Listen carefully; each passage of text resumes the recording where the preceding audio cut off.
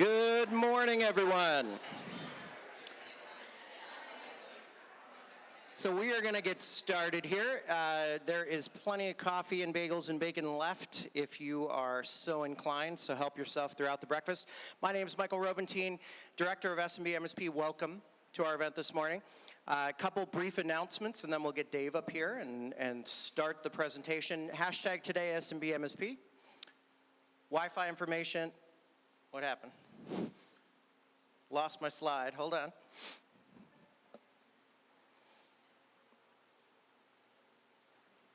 Dave, can you log into your... Yeah. Oh, no, it's good. It's good. All right. Wi-Fi information has been up there, but if you need it, 514 Studios Network. Don't see anybody focusing too much.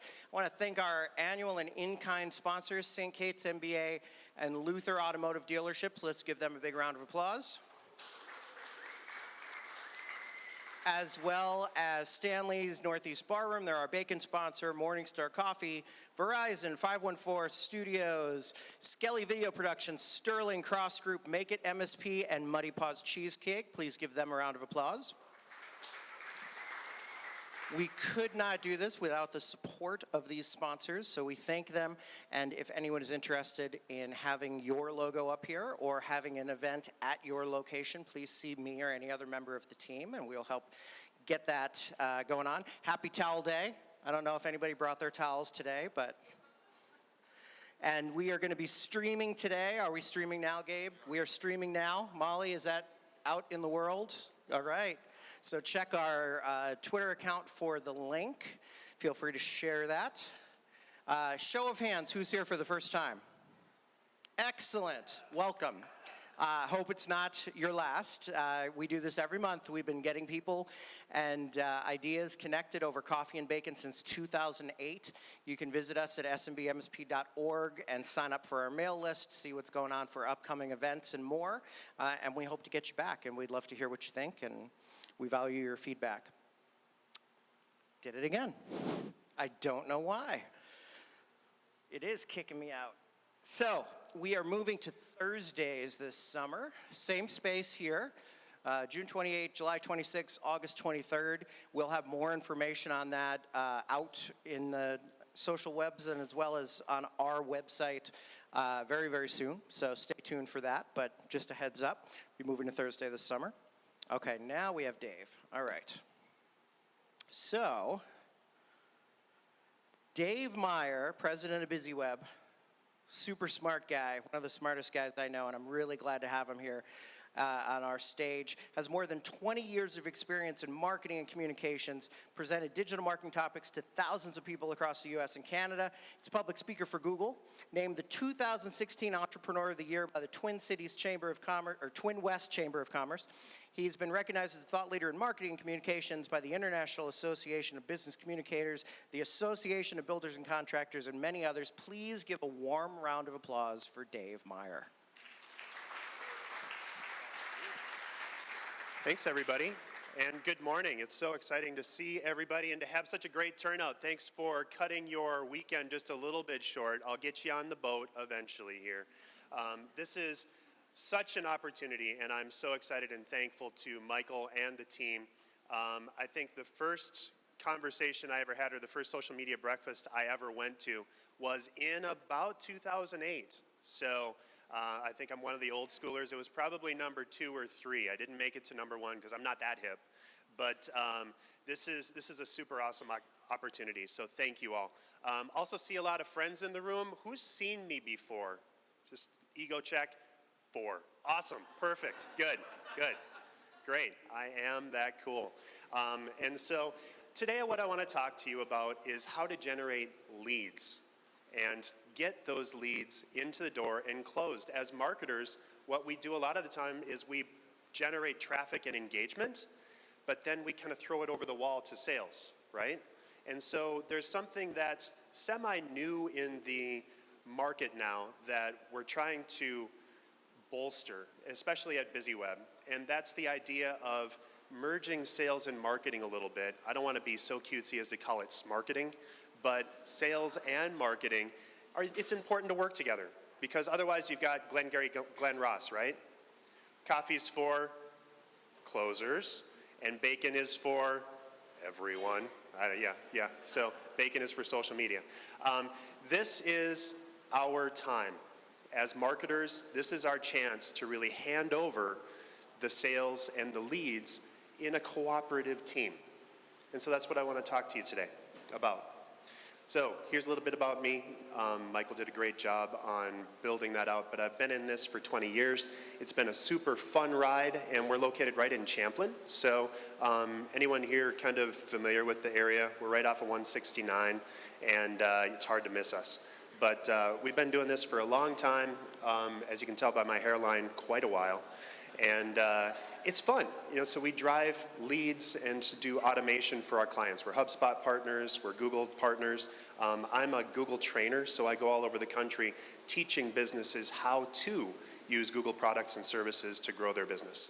So as of last night, actually, I was in Milwaukee, and Wednesday I showed up for my event in Milwaukee, and there was nobody there. And so you always have to be a little bit adaptable. They had actually changed the date to the day after without telling me. And so super exciting, booked a new hotel, booked another flight, and got home late last night so that I could make it here to you first thing in the morning. So it's a little bit interesting, right? But this is what I do, and this is my absolute favorite activity as being a business owner. So thank you for humoring me and hanging out with me today. So sales used to be the gorilla on the roof and the pink leads, right? Always be closing and drive that. If you're trying to capture leads and attention, if you're trying to close those sales by tricking people into working for you, that's a lot more difficult.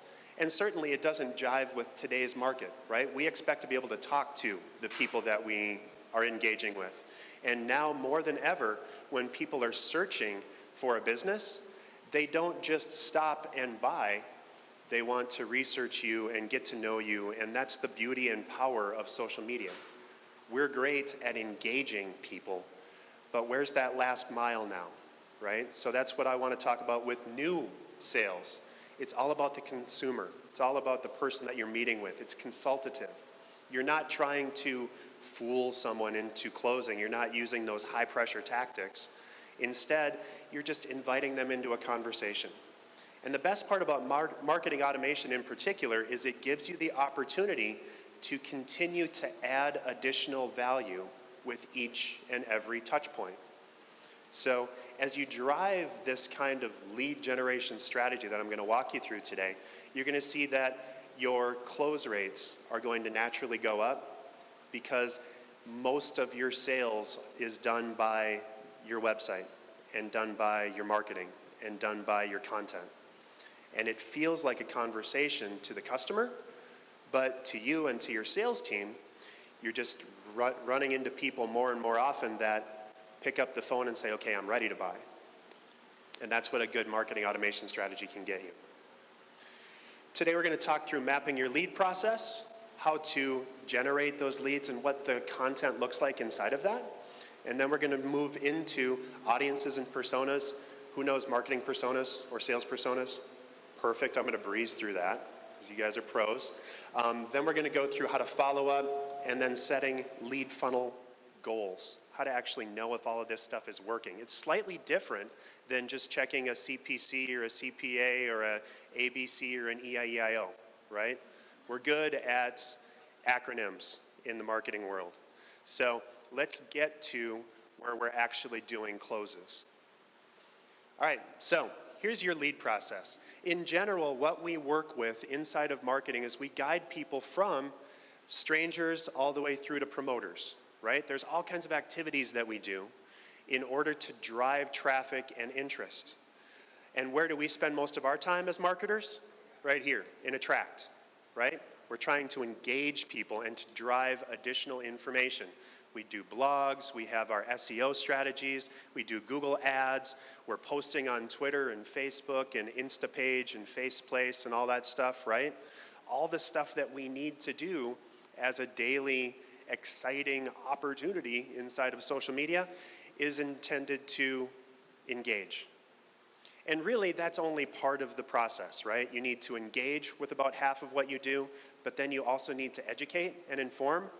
And then you should also be taking about, so 50% of what we do is engage, 30% is inform, and then probably 20% is telling people what to do next to convert them. It's probably not buy now, it's probably not selling them, but you're trying to actually generate additional buy-in, additional action out of that, right? So that's phase one.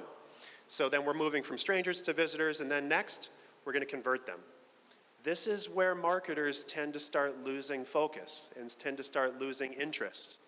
So what we need to focus on is moving into calls to action, landing pages. We're going to talk through some forms and tips and tricks on how to be more engaging and to get your close rate up a little bit when people are generating enough interest to actually click on something for you, right? So that moves you from visitors to leads.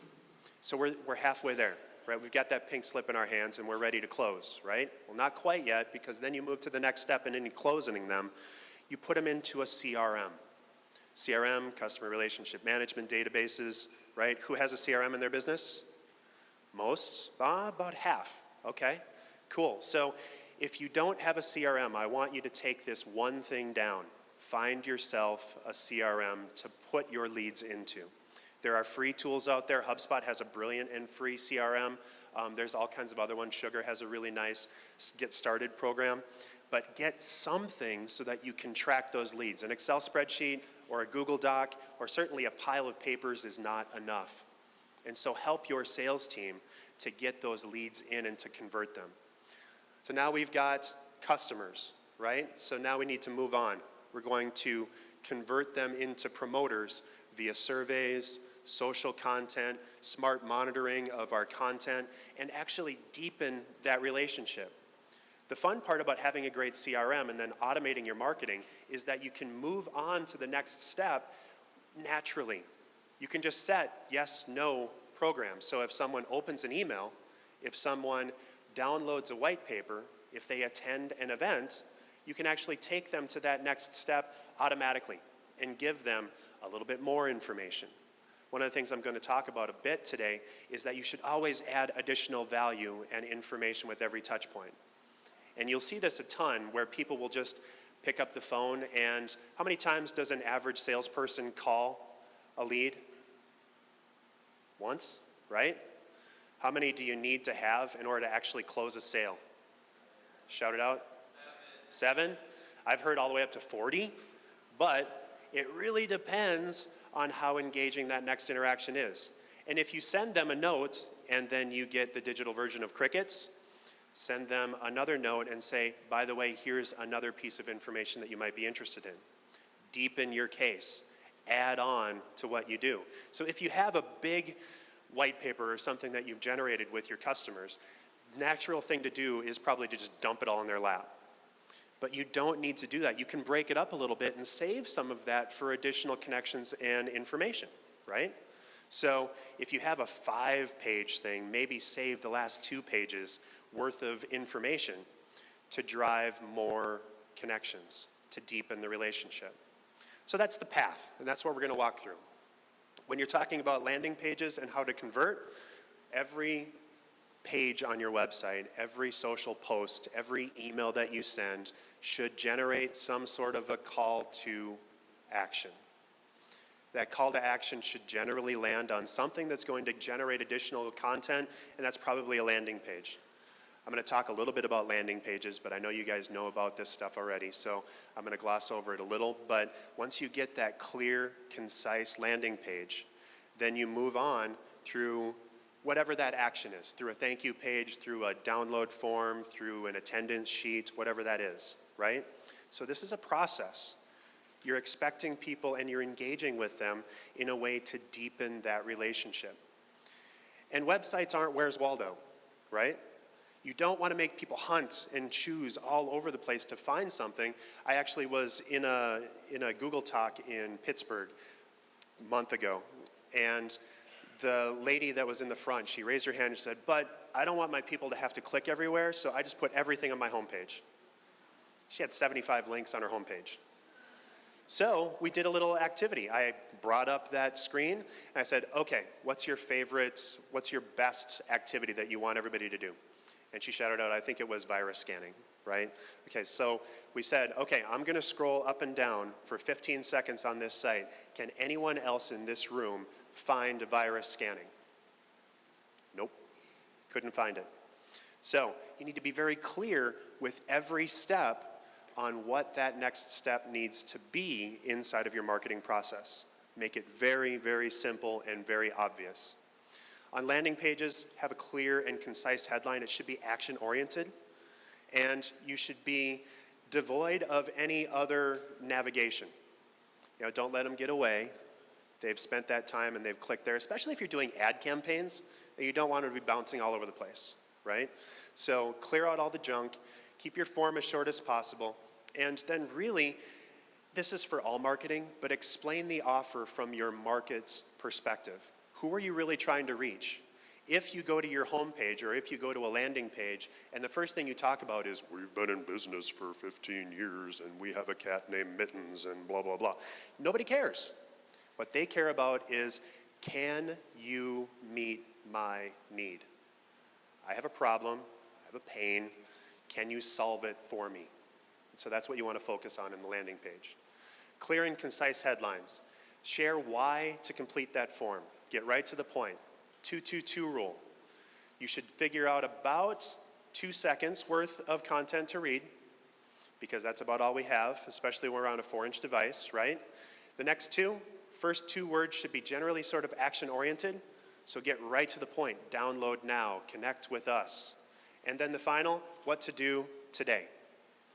It's the difference between June newsletter and traditional web design is broken, and then subhead, get better results with user-centered design, right? So what are you going to get out of this? You're going to get better results. You're going to get it today, right? So generate that action, clear up the clutter, and be incredibly clear. We're usually pretty good at this as marketers, but for a lot of business owners, this can feel weird, being too straight up. But you need to think about it from the micro moment perspective. Everyone has a phone in their pocket right now. And if I waited 15 seconds without saying anything, half of you would have picked up your phone to see what else was going on, right? That's how we live our lives now. You need to cut through that clutter. You have about 3 seconds of attention on any page, on any connection, in order to get you to the next step. So be very, very clear. Relevant graphics. Add fun and interest. Communicate whatever it is clearly. If it's a video, it should be a preview or a promo. This is just our Let's Get Started page, and Jenna will wave you in when you visit that page, right? For folks that aren't watching, I'll replay it. Hi, Jenna. So this is just a little bit of extra personality, right? So capture that additional flair, that flavor to get people to the next step. And then for forms, only ask what you absolutely need. If you're checking your analytics and if you're checking your click-through rates, you're probably going to find this out automatically. If you have pages that people go to, but then almost never convert, something's wrong, something's missing. Maybe you're asking too many questions. You know, if you start out asking for their social security number, might not get a huge follow-through, right? So only ask for appropriate information inside of those forms. You can use conditional logic sometimes to help keep that weight of the form shorter. But the goal is, think about, especially for mobile devices, the least amount of friction possible. So as you look at that and as people are clicking and downloading and typing, you know, two-thumb typing is really, really hard. And it's still hard even on computers. So if you have multiple choice questions as much as possible, I would limit you to maybe one fill-in-the-blank form where you ask for more information or field, because that's where people will stop. If you have to type anything in, that's the death knell for a conversion. So work on that. And then the number of questions should equal the value of your offer. In this case, we ask all kinds of information in our client onboarding form. This is a link that we send after we've signed the contract with our client. But we ask all kinds of navel-gazingly questions because we're trying to get at the heart of what our client needs, who they're trying to reach, what they're doing in their marketing and what their competition is doing. So that's a huge value that we're bringing. We're giving them the strategy for their entire marketing plan. So we ask a lot of questions inside of that. If you're giving away a car, you can ask 30 questions. If you're giving away a white paper, maybe 3 or 4, right? So don't ask too much. And you'll know this. If your conversion rates are abysmal, or if your bounce rates are super high, then cut out some of that clutter. Maybe just try asking for just their email address. Or maybe start by asking a very small question like, what's your favorite color, or whatever it is, to just get them starting to answer, right? And then you can warm it up a little bit more as you continue down the line. So, we've got our forms, we've got our landing pages. We need to figure out who we're reaching, right? Most of the hands went up when I asked about marketing personas, so this is going to be high level and quick. But buyer personas are fictional representations of the people that mean the most to your business. It's not your favorite client. You're not going to write the actual name of your client in that field as you're generating a buyer persona, but you're going to fictionalize that person. What are they like? Who are they? You know, maybe take an amalgam of your favorite 5 clients. And I like attaching a name to them. So in this case, property manager Paul, for a client of ours, that's something that you can just mention in conversation, right? So having all of the demographics, all the psychographics of that person, what makes them tick? What really drives interest, and what's going to make them respond and click on whatever that next action is? So in this case, we tend to graphic them up a little bit so that they're easy to manage and maintain. You can't really read this, but motivation, how high or low are they in trust, fear, diligence, reliability, and budget? How sensitive are they to those things? That gives you an at a glance. And then as you're writing, or as marketing teams are writing for those clients, it makes a lot of sense just to glance at that. And so we actually have 3-ring binders for each of our clients. Every time we start up a marketing communication for any of them, we flip through the personas first. Just like, okay, this is marketing Mary, or this is property manager Paul that I'm writing to. And if you get stuck, start by saying, hey, Paul, and start writing for them, right? Super easy. So in personas, you're going to identify the questions that you need to ask in order to flesh these out. So you're going to find those 5 best customers and you're going to ask them questions, right? So what are the questions that make them tick? I'm going to go through a bunch of them in a minute. Determine how to research the clients, compile that research and answers into a Google Sheet or something that you can use to just contain everything, because you're going to need to do some quantitative and qualitative data construction. And then transform those notes into a persona. And I'm going to give you a template for that. So, here's some questions. Based on your role, what is your job, role, or title? So, how is that role measured? What's success for you? If you know what people are trying to do and what success looks like for them, it makes it a whole lot easier than if you're just trying to generate original content for them out of thin air, right? So as you connect, what's going to make this person look good to their manager? What is that? And then what skills or tools do you need?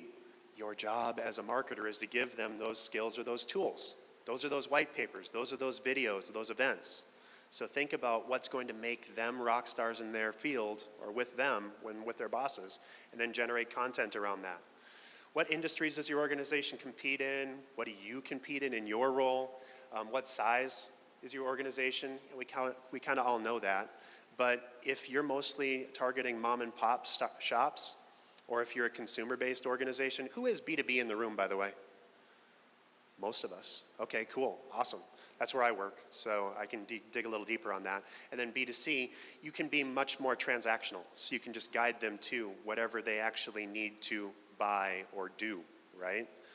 B2B is much tougher because it takes a lot more touch points and there's a lot more trust involved, because the numbers on those invoices are usually higher, right? So what's making them tick? Their goals. What are they responsible for? What does success look like in your role? Hangouts. Where do you get new information for your job? They're probably going to tell you some trade association publications, right? They're probably members of some associations. Look at what those associations are writing and either match that content or maybe even forge a partnership with those groups in order to generate that additional helpful information. Again, what you're trying to do inside of a marketing automation strategy is get people to do something. Click on a lead, download a form, do something that's going to allow you to continue to deepen that relationship. So what makes them tick? What websites do they read? What associations and social networks do they belong to? Maybe everybody that you're trying to reach is hot on Instagram. Maybe they're Snapchatters, maybe for B2B, a lot of that is on LinkedIn. LinkedIn has done a massive job at really improving the quality of their interactions lately. So if you haven't checked out LinkedIn in a while, I would encourage you to go back. Posts in particular are a brilliant way to cut through all of the clutter on LinkedIn and deliver actual content right to the people that you're trying to target. And then personal backgrounds, what are their demographics? You know, are they parents? Are they new in their industry? Are they C-suite executives? Who are you trying to connect with? What makes sense to them? Because you're going to write differently to them, depending on who they are. And you can't get too caught up in this, right? So if you find out that most folks are very young, you don't want to throw out all kinds of lingo and jargon and stuff that's forced, but play it to be respectful of your audience. And then finally, shopping preferences. How do you prefer to interact with your vendors? They're going to tell you one thing. They're probably going to say, just leave me alone, right? But what you want to do is figure out the difference between helpful marketing information and spam. Helpful marketing information is what's relevant to you and to your business. Everything else is spam, right? So the more you know and the more you can connect with that actual client and that actual audience, the better you're going to be. And then where do you shop for purchases? Where do you research? Figure out where that is and maybe research and shop in those same places to figure out A, what you're competing with, but B, where you can add value. All right, telling your persona story. We're going to do 5 paragraphs each. And I believe I have a write-up on this. Actually, I think I skipped that one on this one. But 1 paragraph each. Job and demographic information, right? A day in the life, challenges and pain points. So what hurts and why do they need that? Information sources and common objections. I didn't really talk about common objections, but if price is a big objection with your client, you're going to want to push value and what that is, where they can save money by working with you, right? And then you're going to take each of these 5 paragraphs and you're going to write a beautiful story. In this case, Leslie works in a service-based business. You'll notice that I'm bolding things here. This is just for my writers to remember what the most important parts are. So Leslie works in a service-based business. The owner wants to grow but doesn't know how to go about marketing. Leslie wears multiple hats and sort of understands marketing but needs help from an expert. She doesn't know how to plan a strategy or how to dig into marketing data or use it to make informed decisions. She's a parent, her off time is blah, blah, blah. She has a cat named Mittens, all that stuff, right? So building that out so that you have a clear point at which to engage with that customer. Following up, you know who they are, you've got forms, you're doing the marketing now, so how do you continue to connect with those people? So you're going to collect all of this in a CRM. About half of the room said that they had or knew of a CRM or didn't have one yet. So this is where the pudding gets made. I don't know if that's a keyword or if that's a key phrase or anything, but I think that's where the pudding gets made should be a hashtag. That's awesome. Okay, so collect it in a CRM. This is where everything happens. If you have a regular system to follow up, this is what turns you from that marketer that's driving traffic and clicks and leads and acronyms to your C-suite and to your sales into a trusted partner. If everything's getting tracked, then you can keep following up and you can set up a good CRM to automate some of this stuff, right? So you're going to set tasks based on your user responsives.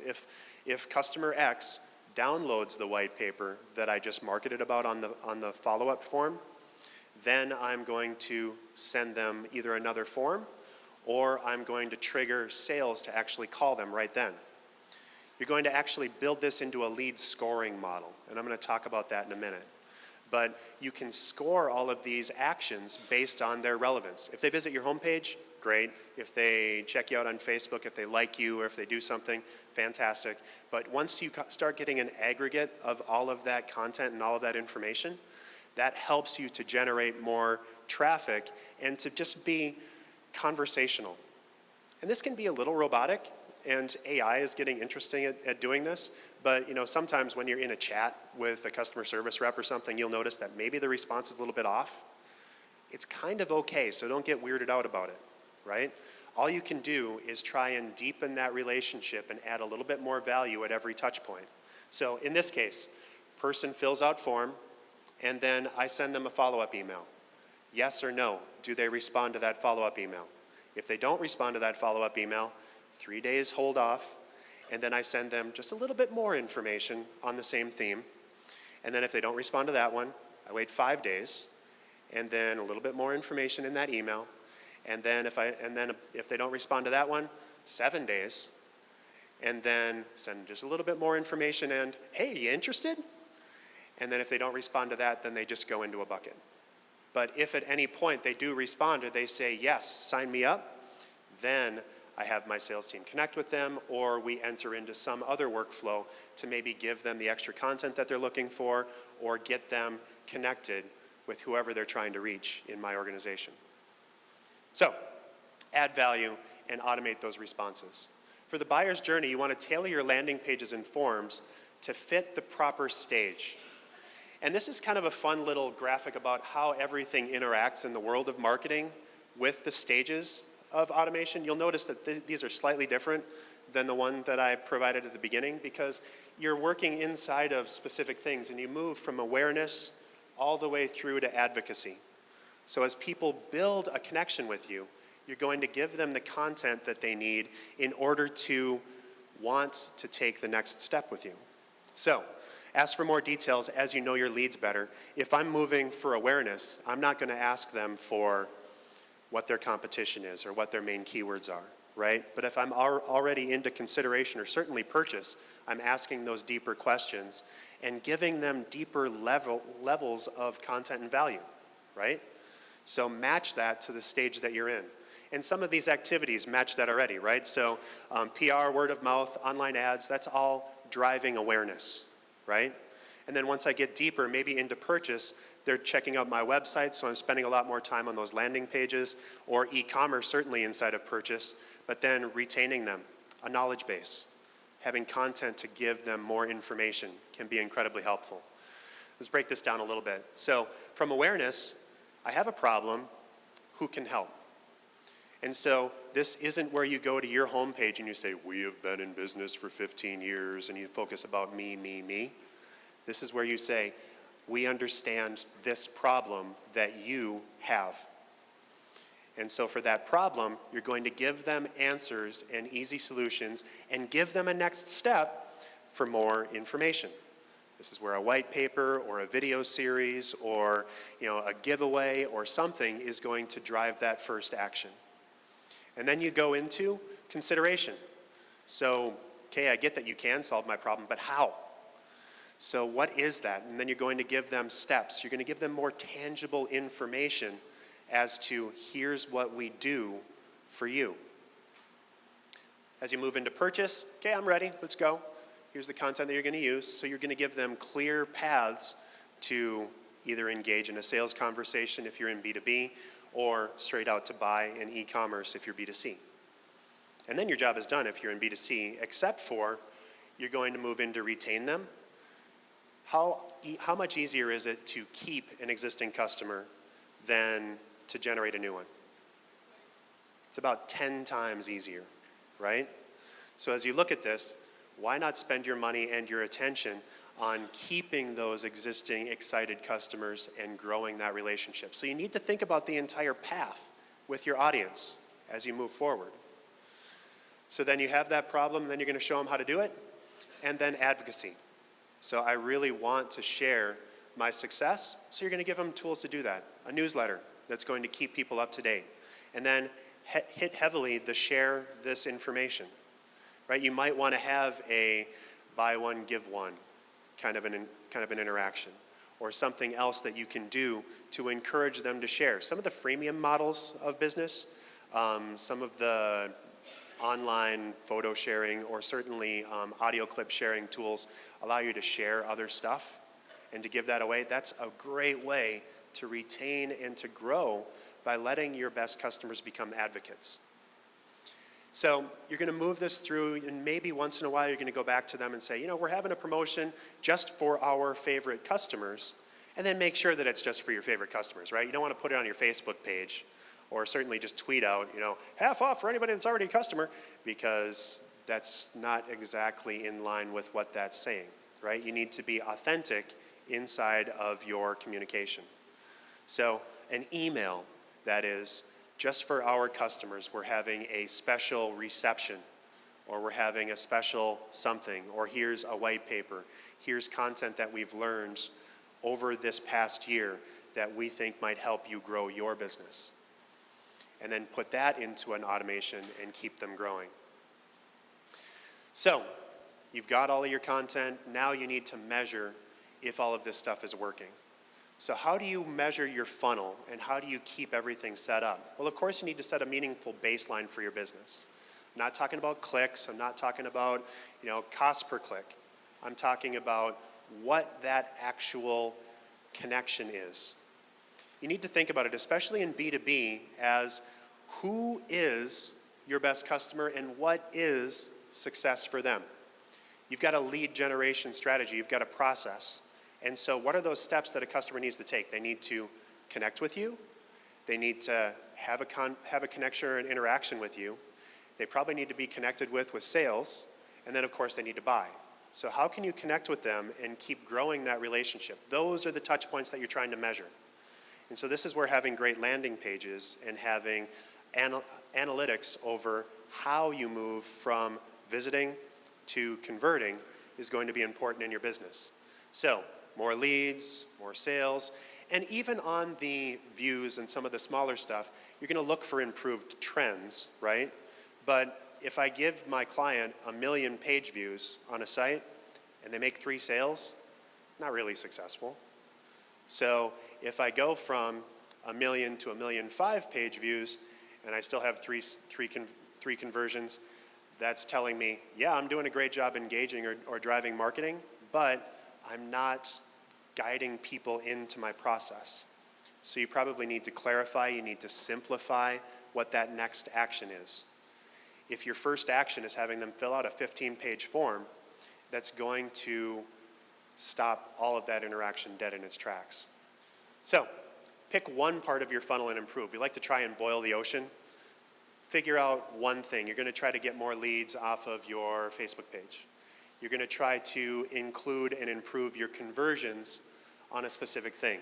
We do something called user-centered design at BusyWeb, and inside of that, we work with our clients on a monthly basis to improve the results of their websites, and we only focus on one thing per month in order to get them better results.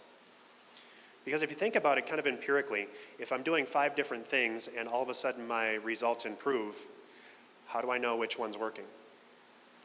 And so I'm going to focus on improving my lead conversion ratio on that one key form. Or I'm going to focus on getting more leads into that key form that I know is already working for me. So that's the kind of connection that you want to focus on. As you're scoring your leads, you start with your persona, and then again you think about what matters most to those personas. What are those job connections? What are those things that make a difference in their lives? Make them look good to their bosses, right? So, what actions do they need to take? In this case, if they contact you, if they have a specific kind of membership or activity, if they respond to an email, if they check you out on Facebook, certainly if they download something, all of these calls to action should be giving you some extra level of engagement. And so as that engagement rises, so does your lead score. And then you're going to automate those responses to keep deepening it. Some example values of lead scores: the source, if they read a blog article, if they downloaded a form, of course, if they subscribed to your newsletter, that means that they like you, right? If they unsubscribe, that's probably a negative factor, right? So if you put out a specific post, you can actually check by conversion rates to find out if you have specific kinds of markets that are working well for you.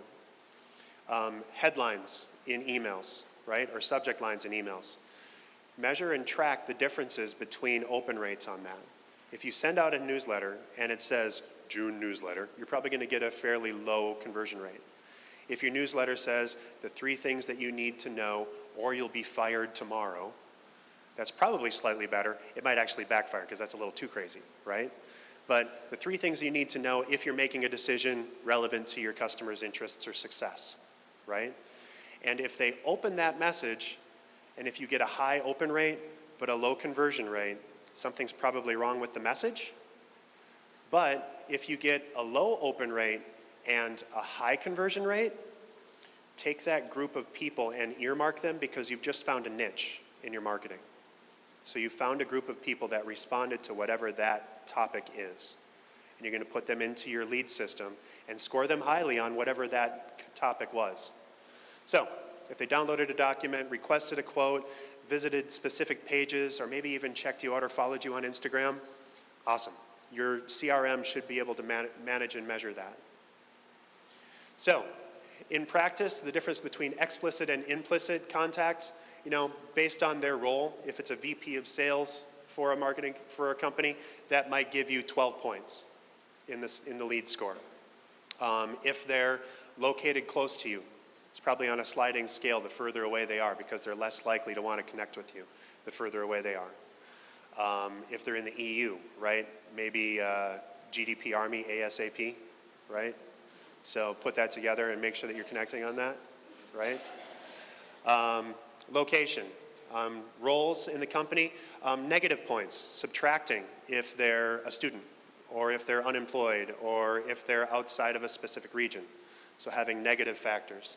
And then implicits, downloading free trials, if they clicked on a pricing page, if they know this stuff, if they're looking at your portfolio, if you're a marketer, right? That's a high trust indicator. That means that they're getting ready to buy. If they download an RFP form, if they watch an online demo, if they attend one of your webinars, you're going to give them rankings. The cool part about having great software or a great CRM is that this will automatically track that stuff for you. I'm personally a huge fan of HubSpot because it's really simple and the CRM part itself is free. But all of the other stuff that you can do inside of that, I'm ranking and I'm converting all of these on the fly. So I know everybody that has a score of over 60, I'm going to contact this week. And certainly if they do something to spike it right away, I'm going to contact them that day. On average, you convert more than double the amount of normal if you connect with a person within 5 minutes. So if they fill out a form and you pick up that phone, the likelihood that you're going to close that deal goes through the roof. So having that part of your lead scoring strategy, when I'm on my iPad or my phone, HubSpot will automatically tell me, okay, XYZ client just downloaded this form. They'll also tell me every time someone opens an email of mine, and it can feel a little bit freaky, but a lot of times it just feels like kismet, right? So someone opens an email from me and they've been dark for 3 weeks. I see that on my phone. I pick up that phone and I say, hey, how you doing? I was just thinking about you. No, I wasn't. HubSpot just told me that I should contact you because you're interested again. And what I love is when all of a sudden a client that's been dark for like a month opens something 7 times, keeps popping up, right? That means that they probably forwarded it around their office. They're in a purchase decision, so you should call them right now. And then tracking your results. Look at the views, look at the conversions, look at the contacts that you're making inside of this, and keep growing that connection by asking, are you getting the results that you expected? And is it what matters to your business? So you're looking at leads and conversions as it goes to deepening that relationship or just moving them further down the funnel in your marketing. It's smarketing, right? You're trying to merge marketing and sales. So as your activities are driving traffic and as they keep growing that relationship, the handoff should be automatic. Your website and your marketing is your first and best salesperson. Because I actually heard this at Digital Summit in Kansas City last week. Salespeople are coin operated, right? We love to do whatever is going to get us that next buck. So if marketing can give sales the next lead, the next connection, the easiest way to get that pink lead that's going to give us a hot sale, that makes your life as a marketer so much easier because you're a trusted and valued partner. So make sure that you have that connection. And again, bounce rates are important. If you're seeing that you're driving people to a landing page and most people bounce off, that's probably telling you that you're either not hitting the mark or you're asking for too much information. We all know this, but if your website is slow or if it's not mobile responsive, that's probably a big factor in that as well. On average, people will wait about 3 seconds before they'll click off of your website. That's from Google's data. And on average, a mobile or a site on a mobile 3G network takes about 19 seconds to load. So do everything you possibly can. Get yourself a great web host, lighten up all of those images, use a great service. Personally, I like WordPress as far as building websites and generating traffic because you can tweak almost everything, right? And so a word on WordPress theming and development, drag and drop themes still tend to make websites pretty heavy, and it makes it hard to optimize once you start getting into the 80-20 area, right? So focus on getting the cleanest and simplest and most direct theme design on your website as you can, because you're going for speed and user friendliness above everything else. All right, you're looking for insights out of the measurement that you're doing. And insights need to be novel, they need to be credible and actionable. They should seem obvious after the fact, right? Like, oh yeah, duh, people really like it when I don't ask them for their social security number. Okay, right? And what are they looking at? What connects with them? What helps them to deepen that relationship? You're going to take those insights, and that's going to be actionable for you because you're going to do more of that. People are interested in a specific kind of content. So if you have an email that goes out to your 10,000 clients or to your 10,000 people on your list, and only 300 people open that, but you get a 60% conversion rate on that open, those 300 people are a target market. That's an insight. You're going to want to use that target market and give them more of that, right? Work with people and try to bolster stuff that's already working. A lot of times we try to fix stuff that's broken.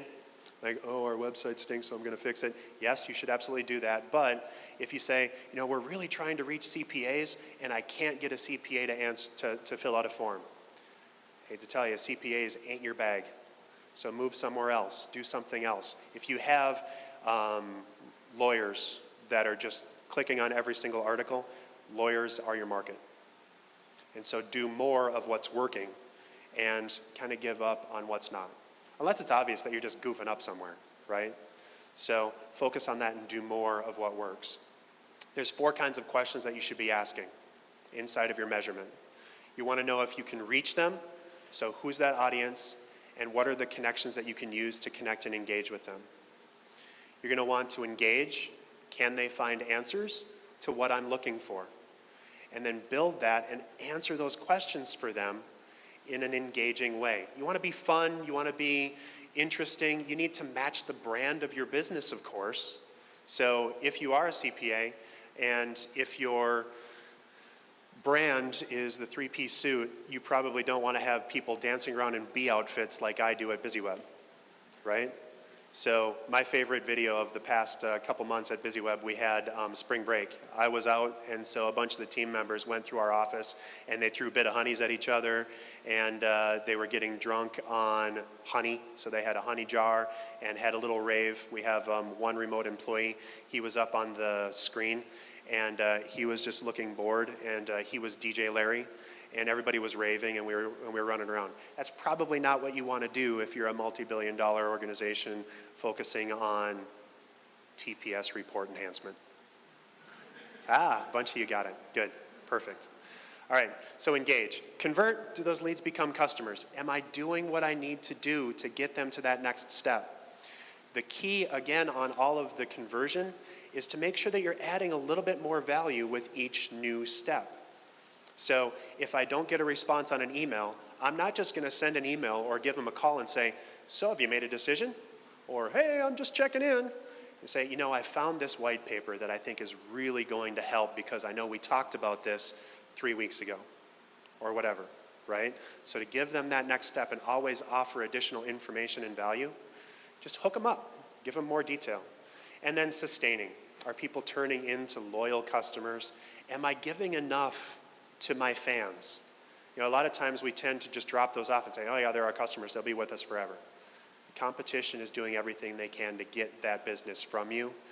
You have 10 times the opportunity to keep up with them and to keep growing that relationship if you spend some time and give them a little love.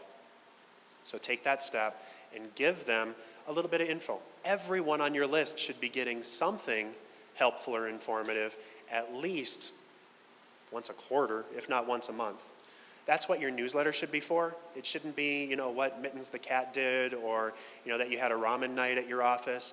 It should be, here's some new things that you can generate or that you can use to deepen your relationship or rock it even more in your job. You're a solution to your customers. Make sure that you're making that solution clear and that you're giving them additional ways to find that solution for them. So, summarizing, take the time to rank your best deals. You have all of this content in your hand. You know what works best for you and you know what kinds of audiences are going to respond. Take the time to categorize that and make sure that you're spending some time on the personas for that, because that's where your money is. That's where things are working. CRM can absolutely automate and capture those touch points. Here's an example of how HubSpot scores those leads. So this is a 49.07. I would give that about a 50% urgency, right? That I should be connecting with them. For us, if it gets over 60, we call them. But if not, you know, we're probably going to send them an email or maybe even send them into a deepening relationship campaign. So as you give them that, that's how you work. Track those deals through the process. Add information as necessary. What I love inside of especially HubSpot's deals, and this works for almost everything. If you're in Salesforce, if you're in any of these, you can automate the next levels and the next connections. Every time I move, in this case from presentation scheduled to decision maker bought in, or certainly contract sent, it forces us as sales team to add additional information. That makes sure that all of those conversations and all of those questions that I'm already asking, I'm putting into my system so that I can give them more. If I've just said that this person is really interested in inbound marketing topics, or maybe they're super interested in video marketing, I've got them then into that video marketing thread, and I can hit them up and give them, you know, the 3 tips that they need to know if they want to create a phone video in 5 minutes or less, right? Or learn how to stream on Facebook Live, or using LinkedIn's video to connect up. And then of course, don't forget that all of this should be integrated and you should hand it off to sales. Everything that we do should be designed to focus on activity that gets results. We're marketers, we're really easy at generating activity, but we need to focus and draw back to what's actually going to grow the bottom line for our business. Those magic little words, ROI, right? For a long time in marketing, we were pretty bad at ROI, and we kind of give them a blank stare, right? What's the ROI of an additional Twitter follower? I don't know, right? What's the ROI of someone that's entered your CRM and has just engaged with you and said, I'm interested in doing business with you? If you can solve my problem, pretty good, right? So focus on that and give them that next step. You're moving from your CRM, and then again, you're measuring and you're tracking those results so that you can prove that ROI.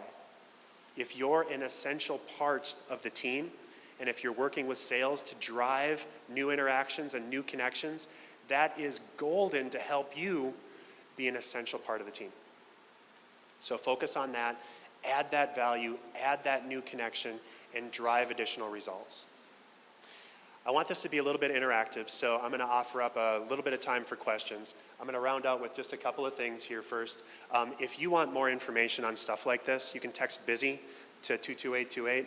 Watch your autocorrect, because you're going to, if you go to BUSY, I don't know, I think it's like a shoe store or something, but BIZZY, connect that up with us, and then we give lead generation and marketing automation tips and tricks once a week. Once in a while, you'll get a funny video of people in bee costumes dancing around.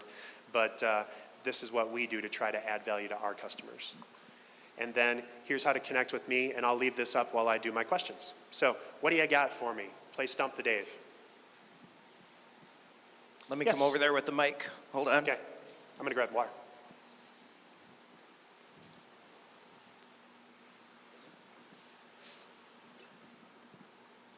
Hi. So you briefly mentioned using WordPress and your preference for that. Do you also prefer that for e-commerce sites as well?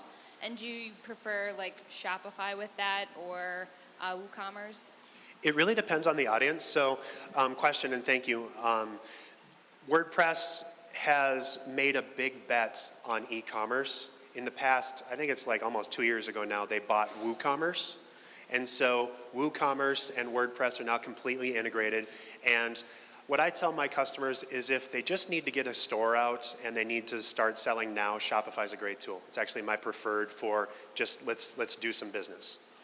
If, however, I know that at some point I'm going to need to optimize it like mad and tie it in with an ERP or a CRM and do all of the other stuff that I need to do to optimize it and to generate new results, then we're going to do WordPress and we're going to do WooCommerce.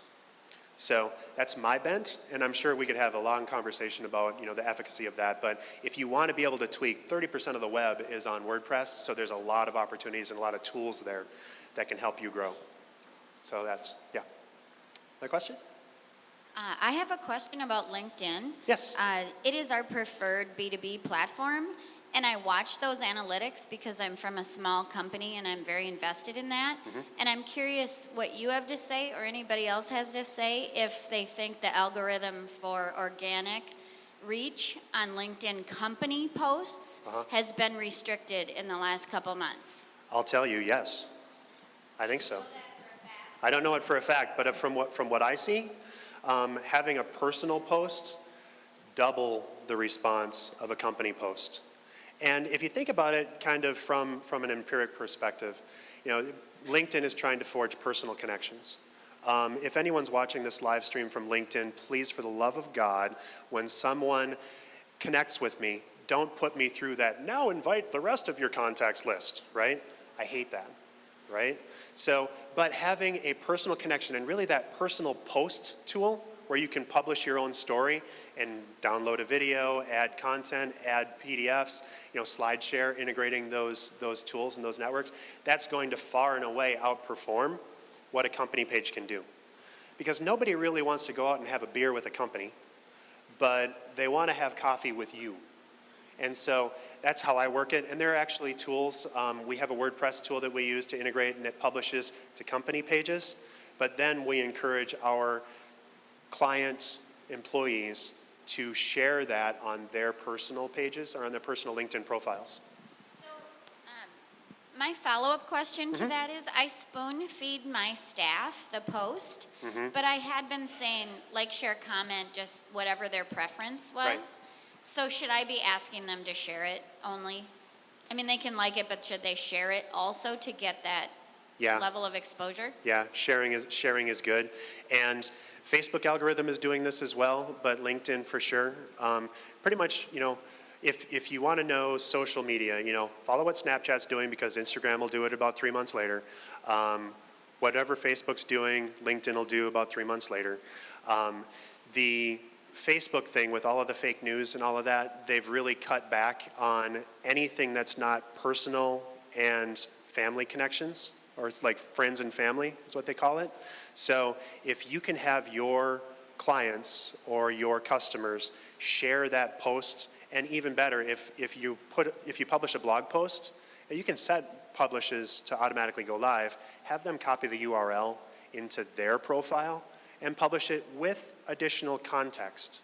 You can even give them a little bit of detail, but ideally it comes from their own words, because if 7 people in an organization all say exactly the same thing with exactly the same link, I'm guessing here, but the algorithm is probably going to de-rank you, because how does it know what the canonical version of that is, right? So yes, my long answer to your short question is have them share that content and have them do it in their voice. Yes? We're a B2B, Uh-huh. and we don't sell direct. We sell through our distributor network. So we a lot of times lose that insight from when our distributors make the sale. How would you recommend trying to gain back some of that insight, or trying to regain contact with the customer, with the end customer, or just trying to kind of get more information on them? I think the mic cut out. Yeah, Dave, did you hear that? Or? I caught about half of it. I'm sorry. I'll go back here. Yeah, so we don't sell direct. We Yes. sell through our distributor network. Uh-huh. So we don't know really when we do make the sale. So how do we regain that insight Right. on that sale, or try to Perfect. Okay, so if you're selling from a distributor network and they make the sale, how do you track and know if your activity is actually generating that result? A lot of times you can put either a tracking pixel in what you do and what you share, so you give them the tool. A lot of times we'll create landing pages for our clients and we brand them under the client, and that way we know. It kind of makes it easier for you to maybe do a better job than they would, because as we know, unless you're actually driving the marketing, you know, a lot of times they'll put like, oh, I think orange blink tag is going to be awesome on that landing page, right? And so helping them as much as possible and giving them the tools to be successful while still letting you control it is my favorite. But even if not, maybe having them go to a landing page or download a specific item inside of your library will help you find out what's happening. And again, HubSpot will let you do this, where you can actually guide it, and you can categorize it into different accounts if you want. So yeah, it's kind of a hack, but it's the best that we can probably do. So, sweet. All right. Yay, we have sound. Awesome. Happy GDPR Day. Yes, thank you. Yeah. I know that GDPR and cookie law are kind of two separate things, but they're Yeah. kind of intertwined lately. What are your thoughts on the future of lead generation with the idea that cookies shouldn't be deployed until there's explicit consent and not necessarily a soft opt-in, and that should include analytics and like your Facebook pixel? And in the future, who's ever going to agree to that, and is that going to shut down Right. search and social marketing? So everybody got the question, right? So Actually, does everybody here know what GDPR is? Raise your, yeah. If you don't be scared. Do you want It to just give a is- quick one in case somebody doesn't? oh my God, I'm blanking on what it means. I can. Explicit opt-in, otherwise Yeah. you can be penalized Yes. for people who live in the European Union citizens. So Right. now we have to be a little more careful about the data we collect, and that people have said, yeah, it's okay to take my data. Right. What does GDPR stand for? This is what I'm blanking on. General Data Protection Regulation? Regulation. Yeah. So for the question, you know, is GDPR and the forced implicit acceptance before you market going to change things? Absolutely, it's going to change things, but it's going to make everything that I just talked about way more important. So your job is going to be as useful as possible right away. We can't just market and say, hey, happy dancing monkey, and do this thing, right? And then give us a click. We're going to have to say, this is why you should take this next step with us. And there's going to be a little radio button that says, I accept at the bottom. And you're already seeing that everywhere now. So it's going to be really interesting to see how this shakes out over the next month. Who's taken the steps for GDPR? Okay. Everybody raise your hand now. Everybody raise your hand now. Who should? Right? So even if GDPR isn't a thing for you because you don't serve clients in the European Union, this is coming. You're going to be, this is the leading wave of an anti-privacy or a pro-privacy world, right? So we as marketers need to be okay with the fact that we're going to need to trade information for information. So you need to be as useful as humanly possible and just lead with that use in order to get them to convert. Because they're going to have to click yes in order to do that, right? And you're going to have to give them the opportunity to opt out, which sucks. Google came out with a really nice overview of GDPR that I liked, and we shared it on our website. HubSpot also had a brilliant response on that went pretty deep into what and why and how. But really, it all comes down to Yes, it's going to slow things down, and we're not going to have the heyday of tracking pixels and all that other stuff. But if you focus on getting people to connect with you, getting them to download a form, getting them to take some explicit action, and then you're respectful with that information beyond that. Again, if I sign up for your newsletter and I get 17 texts and 5 emails about, Mike the Dancing Monkey, not interested to me. That's spam. I'm going to unsubscribe, and or I'm going to be very upset with you. If, however, I subscribe and I connect up and I ask a question from you, I click the radio button and said, yeah, I'm cool with that.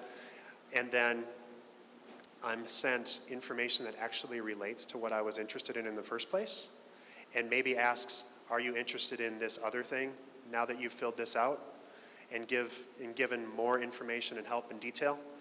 That's a conversation, right? It's the next progressive step. Social media was the ultimate kind of leveling of the playing field as far as we don't get to just broadcast anymore. Being on a soapbox with a bullhorn isn't marketing anymore. It's not an effective model. But having a conversation over a table is, right?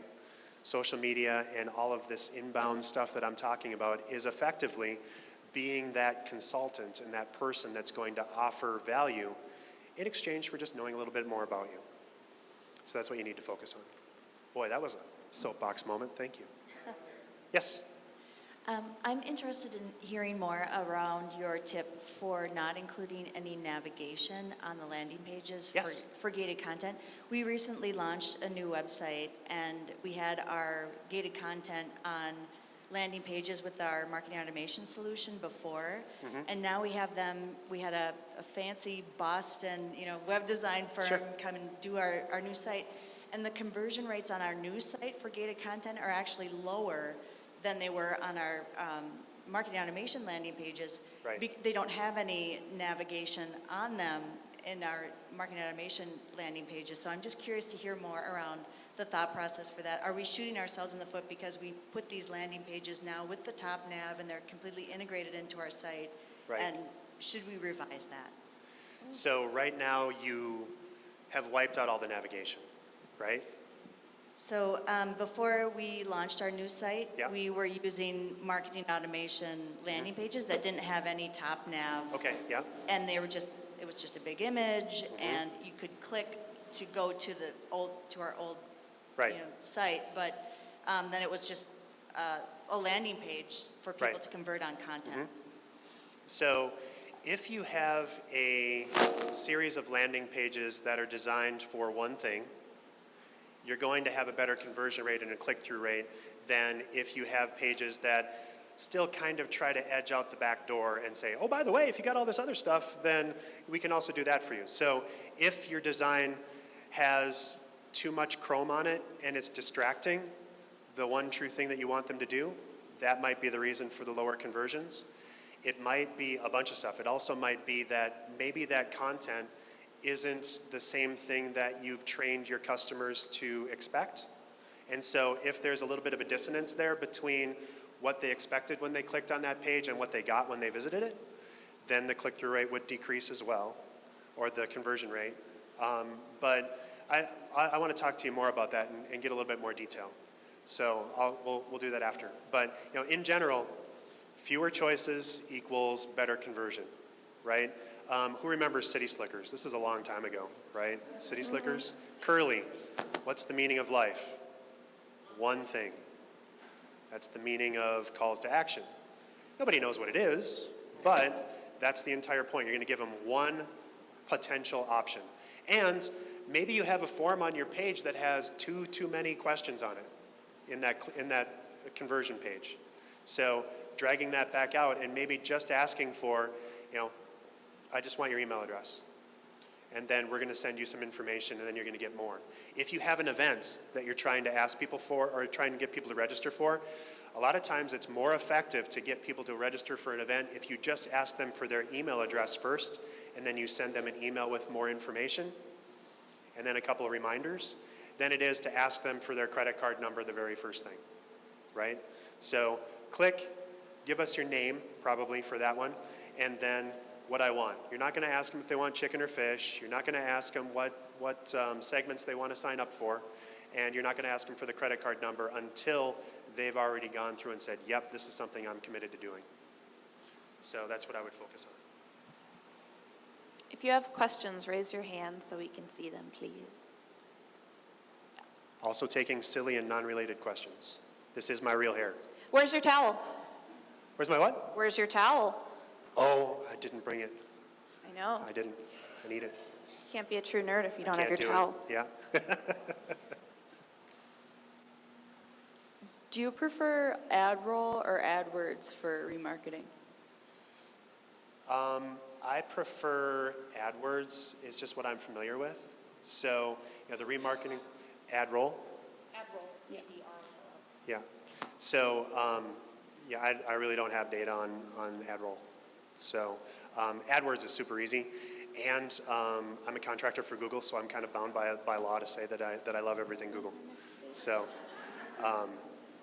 but yeah, it's easy. You just click the remarketing button and then it works. But we can have more conversation on it too if you want. Got it.